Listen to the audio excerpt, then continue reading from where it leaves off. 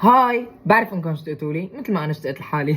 واليوم جبت لكم معي وصفه ناريه ما في منها اثنين، بطاطا بس على طريقتي. اول شي عندنا بطاطا بنسلقها وبنقطعها مربعات هيك، وبتعرفوا تسلقوا البطاطا مو ولا لا؟ وهلا بنجيب مقلايه مهضومه بنحطها على الغاز، واذا مو مهضومه كنسلوا الوصفه. بنحط بقلبها قطعه زبده وبصل مفروم ناعم وفلفله خضراء كمان مفرومه ناعمه، بتركوهم يرقصوا بالمقلايه شوي.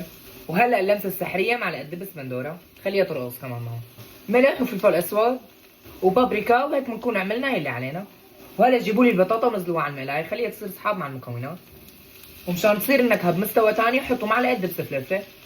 واللمسات الاخيره رشه موزاريلا على الوش وفلفله خضراء على الوش، بتنقل الطعم من عادي ليا ويلي على الطعامه. وهيك بتكون اكتملت معنا لوحتنا الفنيه. اوه شوفوا لي على هالوصفه، امانه مو خرافيه؟ ولا تسكبوها بصحن، هي حلاوتها تتاكل من المقلايه دغري. ومنقول بسم الله ويلا حتجربوها وبتعزموني مو؟ بحبكم كتير كتير، بشوفكم بالفيديو الجاي، باي باي.